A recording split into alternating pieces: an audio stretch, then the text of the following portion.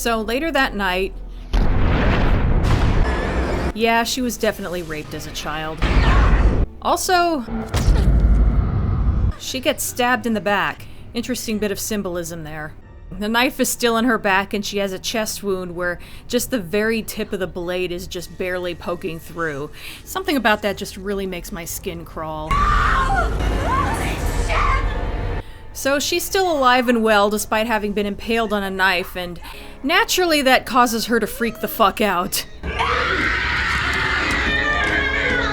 It seems like this one would have to be a hallucination, but she's not coming out of it.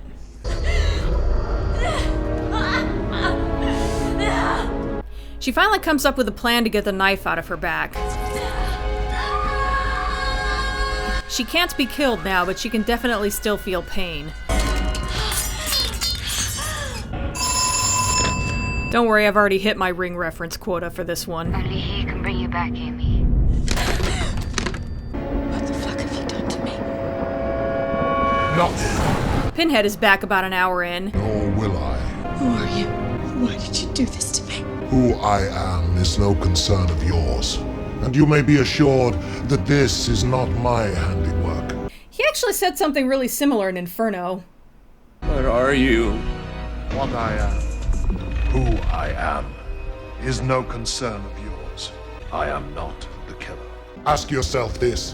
When you stand there, your flesh exposed, paddling in a pool of your own blood. Yay, the flesh count went up! Now he just has to say suffer at some point. He's not going to, though. Also... paddling in a pool of your own blood. Paddling in the pool of your own blood. He always paints such a picture with his words. Why is it that you feel no pain? Not to argue with Pinhead or anything, but it seemed to me like she was feeling plenty of pain. Maybe not since the knife came out. You have been recruited as a soldier in another man's war. A war that he can never win. You opened the box, and your soul belongs to me. Just look at that little smirk. As does his. So it turns out that the Deaders have found a way into the Cenobite realm, but they can't reach it without Amy. I am your redeemer. I am the way. And that's a line he said in Hell on Earth. I am the way. It was a lot more dramatic there, though. No! So Amy cleans herself up, but the bleeding isn't ever going to stop, so she has to at least try to stop it from getting everywhere and drawing attention to herself. But she ends up leaving puddles of it anyway. Remember that figure in the subway earlier who had a puddle of blood next to her foot? I think that was meant to be foreshadowing. Anyway, she has to clean up the blood so she won't leave a trail of bloody footprints, especially since she's already gotten in trouble with the cops once before.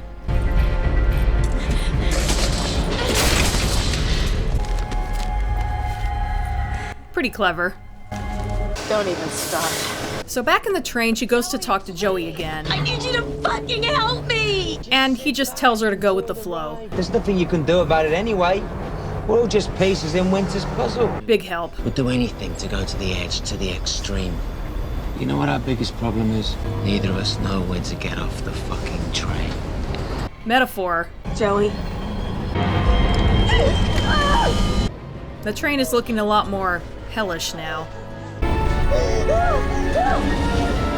Finally, a non-Pinhead Cenobite. Hi, little sister. And hi, Marla. What is happening to me? We're dying. Right, me? Marla, look at me. I just want to go home. Amy. She's going to say you are home, isn't she? You are home. God damn it. What happened to you? Just think of it this way. An hour ago I stabbed you in the heart, yet you're still walking around. Well, now we know who stabbed Amy anyway. Isn't that a bit unusual? Kind of a dick move, Marla. Why aren't you dead, Amy? Why aren't I? Because when it's dark enough, there's no such thing. There's no difference between being dead and alive. So now Amy is supposed to become a deader, and part of that involves facing her demons, which means remembering exactly what happened in her past.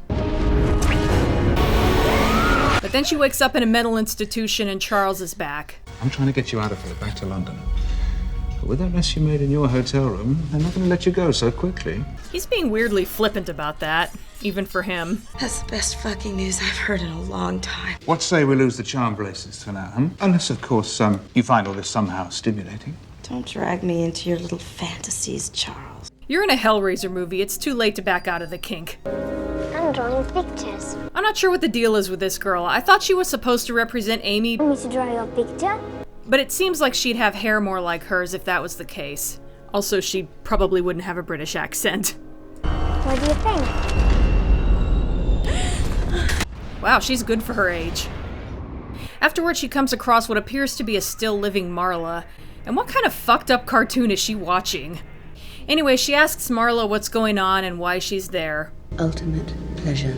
Conditions of the nerve and news the likes of which your imagination could not hope to evoke. At least that's what they say.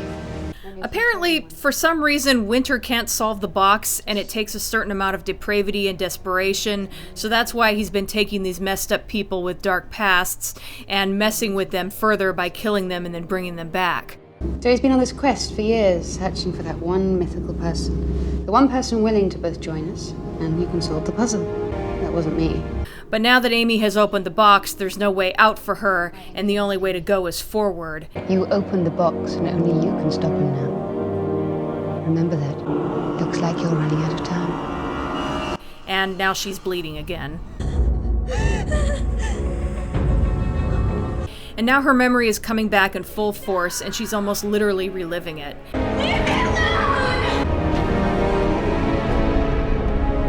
After her father raped her, she got back at him by stabbing him in the stomach. So apparently her being stabbed is not only symbolic of the rape, but of what she did to him afterwards.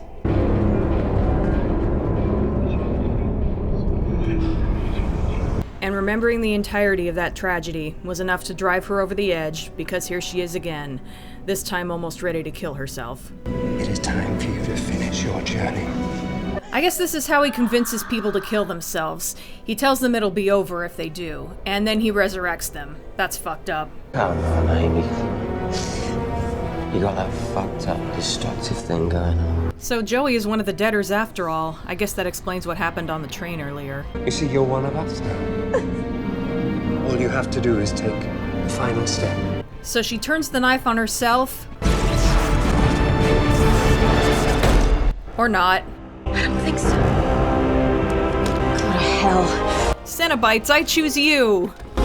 In all seriousness, I'm not sure exactly how throwing the box summoned them, but there were already sparks coming out of the box, so maybe they were on their way. Pinhead, Chatterer 2, and Little Sister. Seems like there's fewer of them every time. The Cenobite section of this one is gonna be short. It seems that evil does run in the family.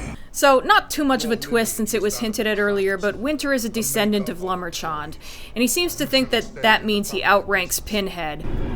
Belongs to me. Which is kind of hilarious, especially if you've seen Bloodline and you know that Lumberchand only made the physical box. It was Delil who actually made it into a gateway to hell. Someone didn't do his homework. That's where you're wrong. Painfully wrong. We belong to it. Random little cameo by Stitch there. Can't hurt me. You're not the first to say that. And you won't be the last. And here come the hooks. I noticed they haven't shown hooks piercing flesh up until this point. Even earlier when Amy opened the box, apparently there are hooks, but the chains wrap around the back of her head to the point where it looks like they're just forming a loop around the back.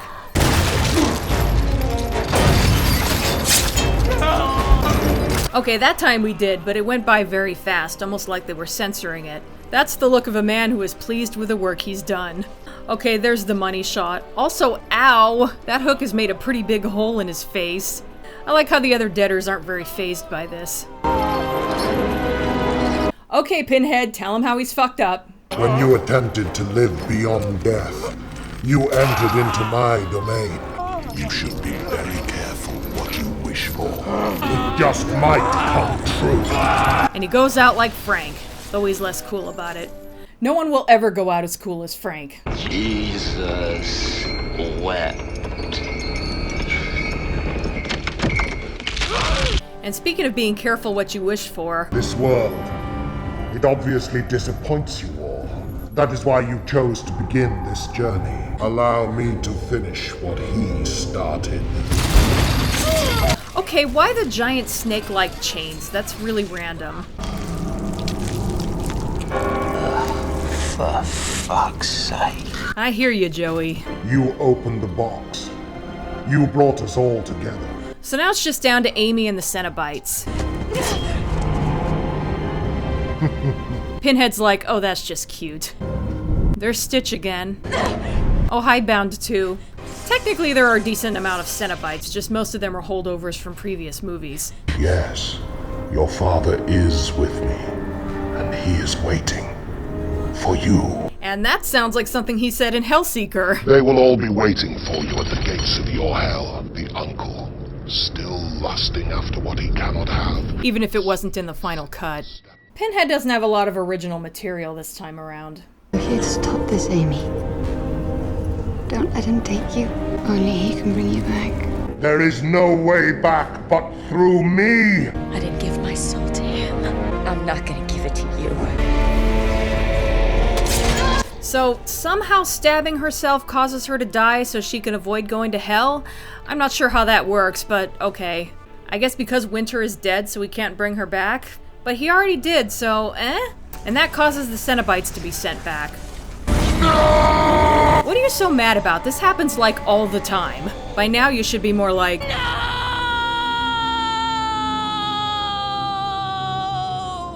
Whatever. Later, Charles is watching a news report, and apparently Amy's body was never found, so she's presumed missing. Too bad. It's gonna be a hell of a story. He seemed like he was on friendly terms with her, but I guess he didn't actually care about her, only getting the story. This keeps getting better and better. Your 3 o'clock's here. So now a new reporter comes in for a meeting with Charles, like Amy in the beginning. I want to show you a tape that I just received. But Winter is dead. What are you even doing, movie? Yeah, the puzzle box is still there, but this did not warrant a history is repeating itself kind of ending.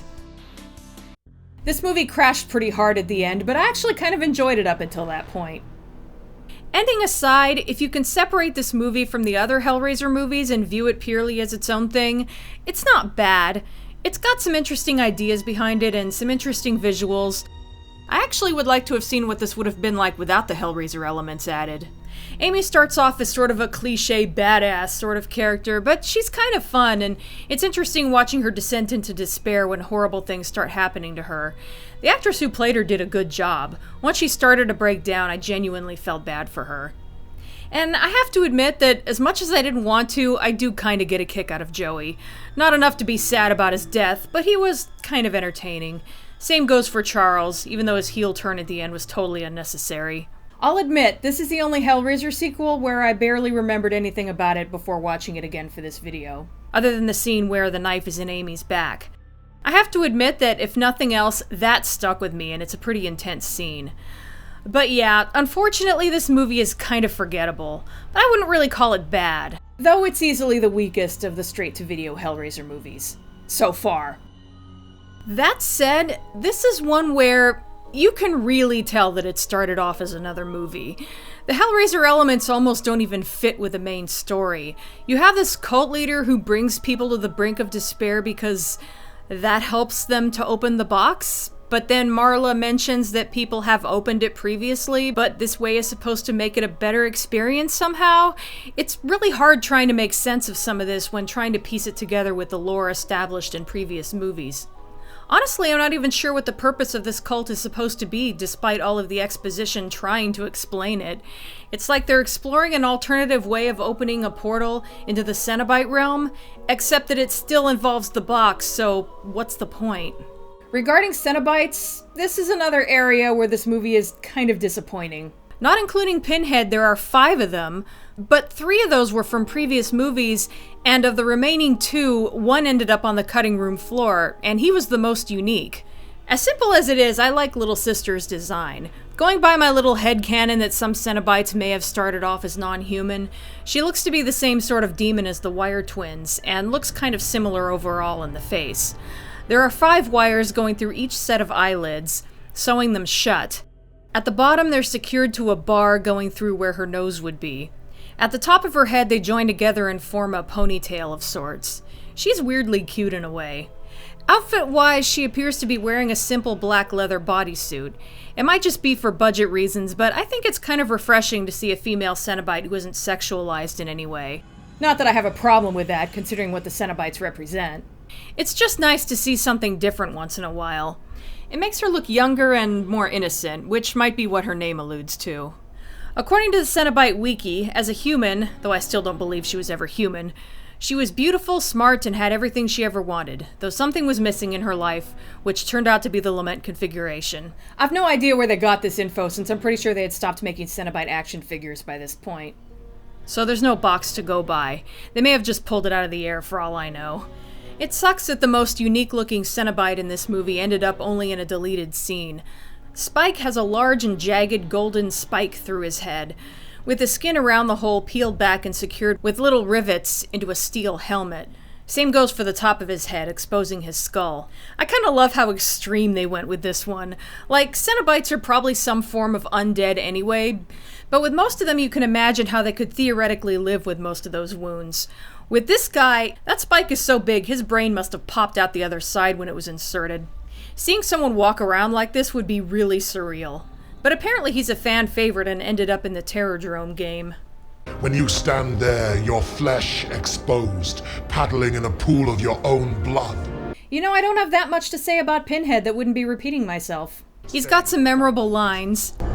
I sacrificed my mortal self to that box.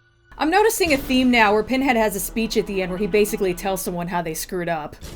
In Inferno and Hellseeker, it was to the protagonist, but in this one it was Winter, which makes sense. You attempted to live beyond death. You entered into my domain. And then another one for the Deaders. This world, it obviously disappoints you all.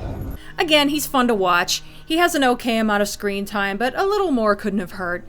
This one is probably around the same amount as Inferno.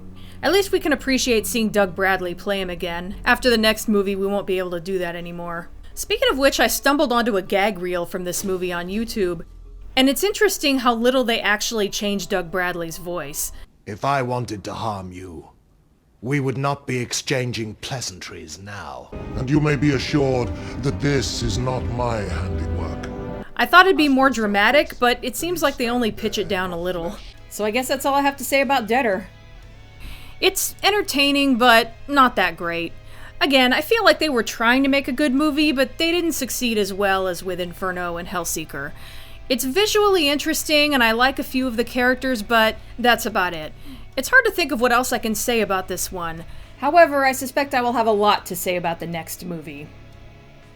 That's it for now. See you next time.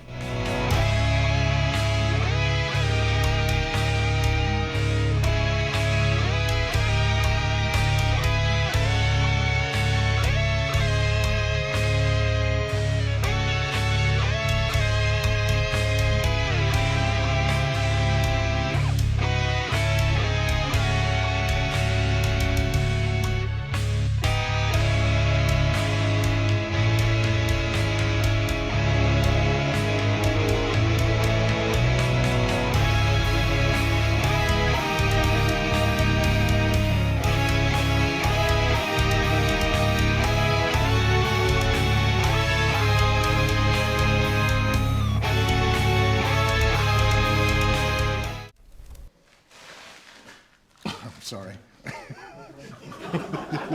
Cut!